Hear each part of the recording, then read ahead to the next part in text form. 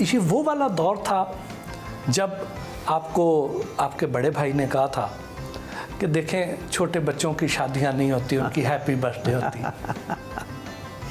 Exactly miss principal वो मुझे बड़ी पसंद थी। मुझे अब्बू ने कहा था जब भी मसला हो उनको जाके बताना। तो मैं चूँकि टुरा रहता था उनके पास कि वो उन्होंने मेरा शॉर्पनर ले लिया, मुझे लेके गए वो भैया वो मैडम वो मुझे मार रहे हैं बहुत।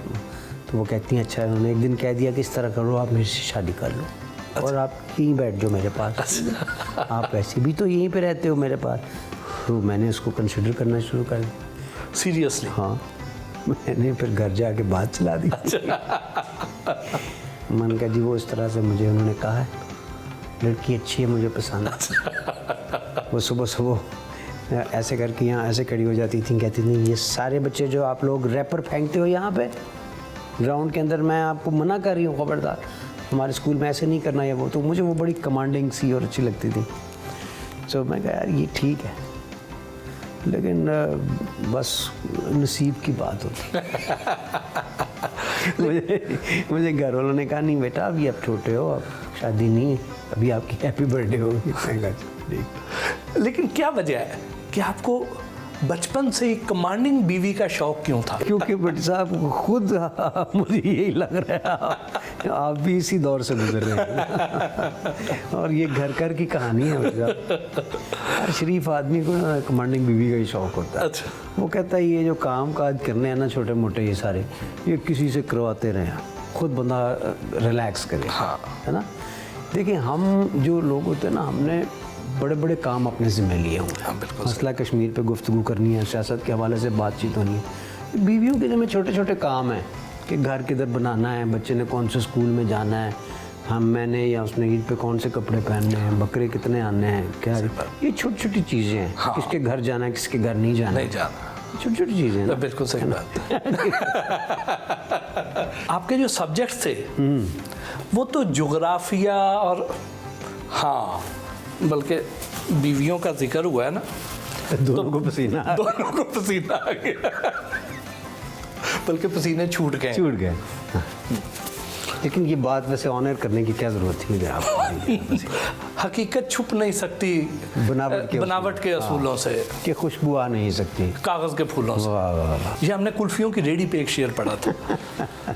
ये भी एक लिटरेचर है, लेकिन ये लिटरेचर हमें पब्लिक टॉयलेट्स में नज़र आता है, हमें मुख्तलिफ तारीखी इमारतों पे नज़र आता है, किताबों पे कम नज़र आता है। हाँ, किताबें हम पढ़ते भी नहीं। हर्ज नहीं है भट्टी साहब, अगर आप इसको किताबी शक्ल दें। हाँ। कोई एक किताब ऐसी होनी चाहिए जिस पे ये सारा लिटरेचर जो फोक लिटरेचर। हाँ, क्योंकि ये ख़त्म हो जाएगा फिर आहिस्ता आहिस्ता।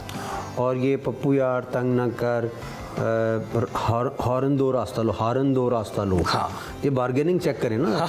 हालांकि मजहब माशरों के अंदर हॉर्न देने को गाली देना समझा जाता है, तो यहाँ पे तो उसने कहा भाई हॉर्न दोगे तो रास्ता। हाँ जी, नहीं तो साथ उसने ये भी कह दिया पास कर या बर्दाश्त कर। हाँ, या बर्दाश्त। और फिर वो वाकई इसमें से धुआं इतना निकल रहा होता है कि आपको बर्दाश्त करना पड़ता है। तो वो बेसिकली टॉलरेंस यहीं से आप जन्म लेती है। अबरार भाई, जितने आप जिंदा दिल हैं, बड़े खुश मिजाज हैं, आपके जो सब्जेक्ट थे जोग्राफिया था, ये इतने बोरिंग सब्जेक्ट थे, और कहाँ इतने बोरिंग सब्जेक्ट और कहाँ इतने शानदार गाने, ये कैसा कॉम्बिनेशन है? जब बंदा बोर हो रहा होता है ना, उसी वक्त दिल चाहता है कोई लतीफ़ा सुनने का। हाँ, तो लतीफ़ों की कमी नहीं रही हमारे पास। दोस्त ऐसे थे माशाल्लाह, जहाँ भट्टी हो वहाँ किसी लतीफ़े की मेरा मतलब है वहाँ लतीफ़े होते हैं। तो हर महफिल में जहाँ 5-6 लोग हों, मैंने देखा एक भट्टी ज़रूर होता है। ज़रूर होता है। हाँ, पट्टी वैसे ही बहुत है, 8 फुटो पट्टी निकले। क्योंकि 8वीं पट्टी जो निकली। आपके भी तो एक दोस्त भट्टी हैं। जी, वो मुझे किसी दिन फायर ना मार दे। हम उसके जो गांव जा रहे थे तो किसी ने कहा देखो दोशीज़ा जा रही है, एक लड़की ना पानी की गागर सर पे रख के जा रही थी। कहा बड़ी टिपिकल सी है ना, दोशीज़ा जा रही।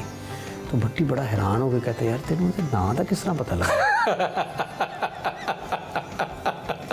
और एक दफ़ा अमजद साहब उठ के गए महफिल से, तो भट्टी बाद में आया था जब वो आए हुए थे। तो जब उठ के गए तो उसने बड़ा तरीकी सवाल पूछा, कहता ये बुजुर्ग कहते वेखे सर कौन है? आपने इतने बड़े बड़े गाने गाए, बैजा साइकिल थे, बिल्लो, मजाजन, ये आम तौर पे किसी ने भी गानों में इतने करैक्टर इंट्रोड्यूस नहीं करवाए हुए जितने आपने करवाए हैं। ये कहाँ से तख्लीक किए? वो बजाय इसके कि सिर्फ आप महबूब की आंखों के पीछे पड़ जाएं, हाँ। वो भी मुनासिब नहीं है। तो जिस तरह ड्रामों में कैरेक्टर्स के नाम, और तो नाम से भी पता चलता है कि बिल्लो का ज़हन में एक इमेज बनता है, डिफरेंट होगा, प्रीतो का बनता है, पतलो जेई का बनता है, तो वो ये डिफरेंट कैरेक्टर। और फिर वो एक होती है मजाजन, वो मोटी होती है। तो मैंने रिप्रेजेंटेशन दी है ख़वातीन के राइट्स का ख्याल रखते हुए कि पता चले उनको, और हर तरह की नुमाइंदगी उनकी होनी चाहिए, पतली की भी नुमाइंदगी होनी चाहिए, मोटी पीछे ना रह जाए। हाँ, वो भी वो enjoy क्या मेरे करे। ते गाना नहीं बनया। उठे हाथ नाल 12 फटे चक दी, हाँ। इधर आ मजाजनी यानी अड्डाला मजाजनी। फिर किसी चक का जिक्र कर देना। मेरे दादा अबू जो है वो 36 चक का अक्सर जिक्र करते थे। अब मैं ज़िंदगी में कभी 36 चक नहीं गया। मुझे याद है बैठे होते थे, उनकी एक पर्सनालिटी, बड़ी टावरिंग पर्सनालिटी, पग शक बनी होती थी उन्होंने, और बिल्कुल आगे हुक्का पड़ा होता था, और फिर खांस के कहते थे। मैं फिर ਜਦੋਂ गया ना 36 चक, तो वो 36 चक कहीं मेरे जहन में बैठ गया। बस वो कहीं ना कहीं निकलना था, वो फिर गाने की सूरत में निकला। तो ये जो आपका गाना था, सुपर हिट गाना बिल्लो दे घर, तो ये कैसे तख्लीक किया? मैं जा रहा था अपने पिंडी, मैंने जाना था, तो मैं किसी दोस्त को फ़ोन करने के लिए जा रहा था, तो एकदम से साथ जाना बिलो द कर भाई किने किने जाना, तो बाज़ का तो एक चीज़ करते करते शुगल में ही वो बन जाती है। मैंने जब इसरार भाई को सुनाया, कहते हैं यार बड़ा ज़बरदस्त है। तो मैंने कहा ये, कहते हैं इसमें ना आगे भंगड़ा डालो। मैंने कहा भंगड़ा इसमें कैसे डालूँ?